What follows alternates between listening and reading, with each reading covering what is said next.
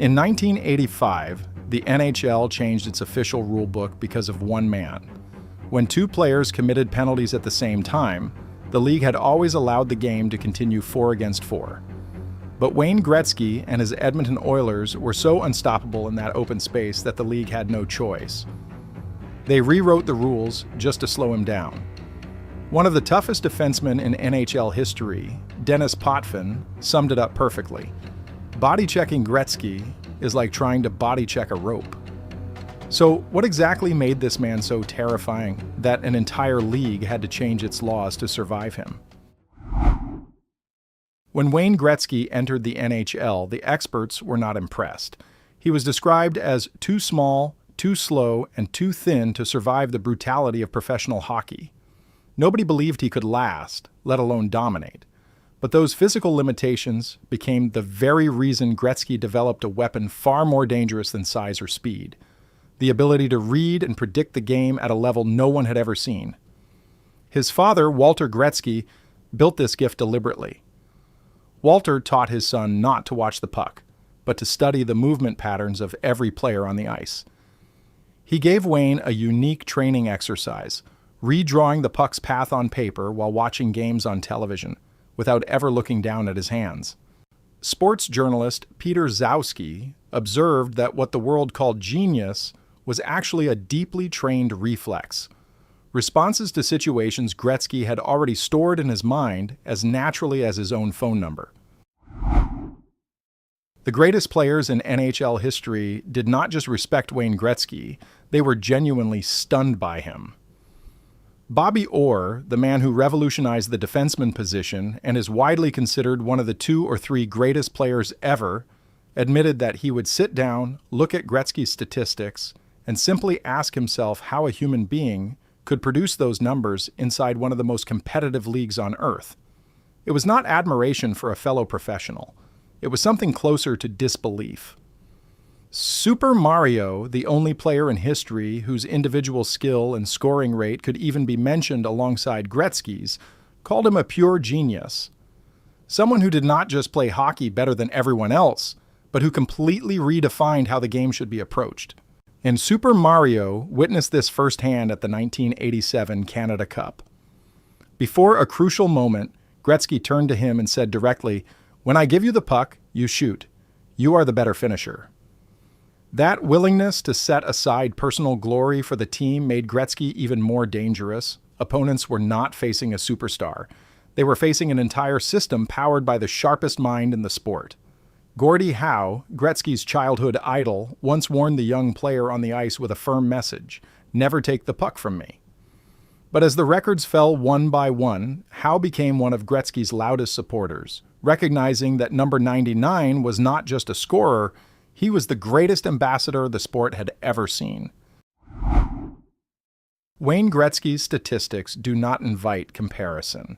They stop conversations cold. In the 1981 to 1982 season, Gretzky scored 50 goals in just 39 games.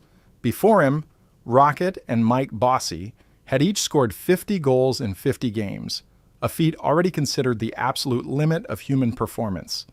Gretzky did it 11 games faster.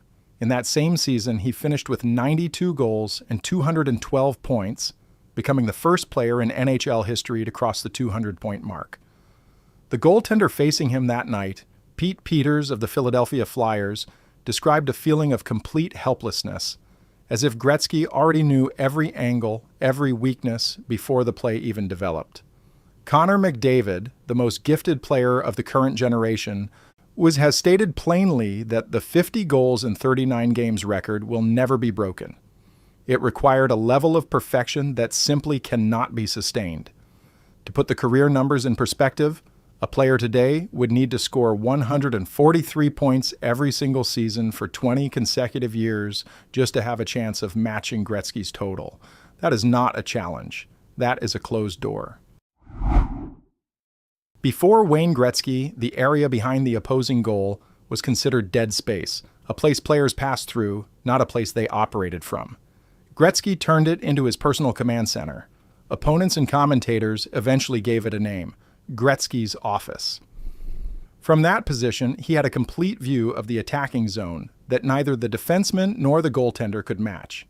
He used the net itself as a natural shield, making it nearly impossible for defenders to pressure him without either taking a penalty or abandoning their position in front of the goal. Every time Gretzky settled into his office, he forced the opposing defense into an impossible choice. If a defenseman chased him behind the net, Gretzky would release the puck instantly to a teammate cutting through the middle.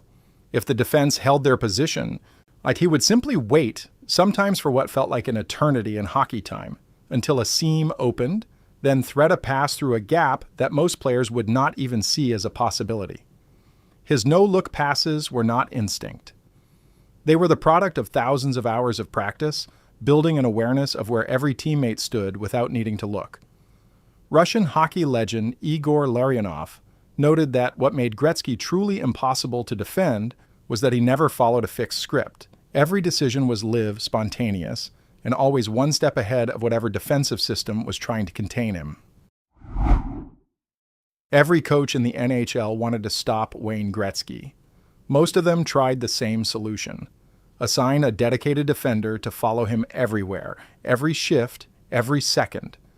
The Toronto Maple Leafs sent their best players to shadow him across the entire ice surface, step for step, with one job and one job only: do not let Gretzky breathe. It made things worse.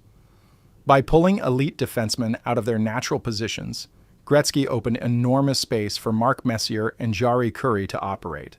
The more aggressively teams committed to stopping number 99, the more damage the rest of the Edmonton Oilers inflicted. Gretzky did not fight the shadow. He weaponized it. And when defenders did try to make physical contact, Dennis Potvin's words proved exactly right. Gretzky never stood still long enough to absorb a clean hit.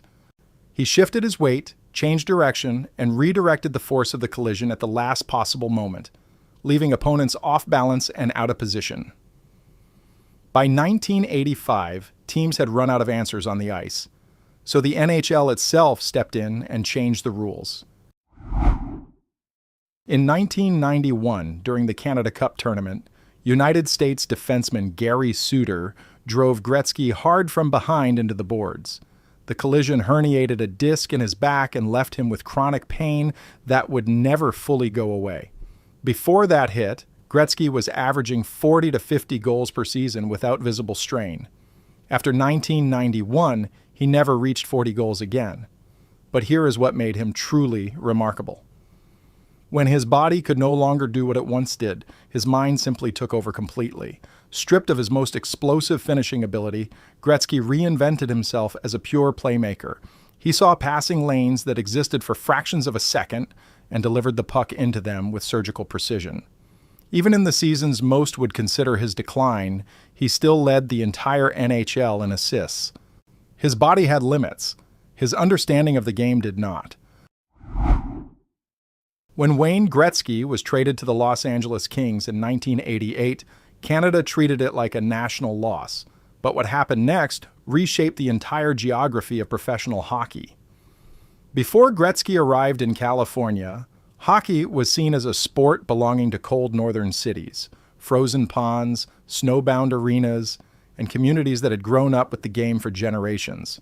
Los Angeles changed all of that. Kings games became high-profile social events. The sport found a new audience in a city that had never cared about it before. That momentum did not stop in California. The NHL soon expanded into Arizona, Florida, and Texas, markets that would have been unthinkable without Gretzky first proving that hockey could thrive in the sun. The youth programs, the community rinks, and the homegrown players now emerging from those regions all trace a direct line back to the 1988 trade that nobody in Canada wanted to happen. Wayne Gretzky's dominance did not begin when the puck dropped. It began long before he ever stepped onto the ice.